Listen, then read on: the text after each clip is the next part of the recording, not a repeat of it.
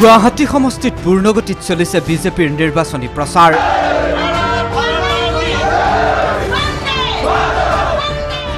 দিনে নিশাই নিৰ্বাচনী প্ৰচাৰত ব্যস্ত কুইনোজা। সাৰ সুৰ নাই কংগ্ৰেছৰ, কাৰণ ঘোষণাই হোৱা নাই প্ৰাৰ্থী।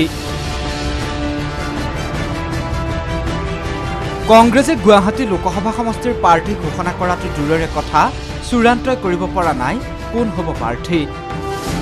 ইয়াৰে সুযোগ লৈছে সমষ্টিটোৰ বিজেপি প্ৰাৰ্থী কুইনোজাই। কুইনোজা এতিয়া ভীষণ ব্যস্ত নিৰ্বাচনী প্ৰচাৰত। বুধবাৰে বিধায়িকা সুমন হৰিপ্ৰিয়াক লগত লৈ হাজোৰ ৰামদিয়াত নিৰ্বাচনী প্ৰচাৰ চলালে কুইনোজাই। কুইনোজা এতিয়া আত্মবিশ্বাসী, কাৰণ কংগ্ৰেছৰ প্ৰাৰ্থী ঠিক হোৱা নাই। ৰাইজক লগত লৈ মাননীয় বিধায়িকা মহোদয় মোৰ সাৰথি কৰি মই আগবাঢ়িছোঁ আৰু মই ভাবিছোঁ ভাজত এইবাৰ কংগ্ৰেছৰ পুলিয়ে পোখাই উঘালি ৰাইজে ব্ৰহ্মপুত্ৰত পেলাই দিব। উন্নয়ন আমাৰ প্ৰধান ইছ্যু। ইফালে ঘনে ঘনে সলনি হৈছে কংগ্ৰেছৰ প্ৰাৰ্থিত্বকেন্দ্ৰিক দৃশ্যপট। উচ্চাৰিত হৈছে ববিতা শৰ্মা, ৰমেন বৰঠাকুৰ, বলিন বৰদলৈৰ নাম। চৰ্চা অব্যাহত আছে কিৰীট চলিহাৰ নামো।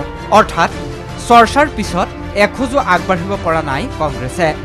কেৱল গুৱাহাটীয়ে নহয়, ঘোষণা কৰিব পৰা নাই কোকৰাঝাৰ বৰপেটা ধুবুৰীৰ প্ৰাৰ্থীৰ নাম। জানিব পৰা মতে 29 মাৰ্চত ঘোষণা হ'ব কংগ্ৰেছৰ অন্তিমখন প্ৰাৰ্থী তালিকা।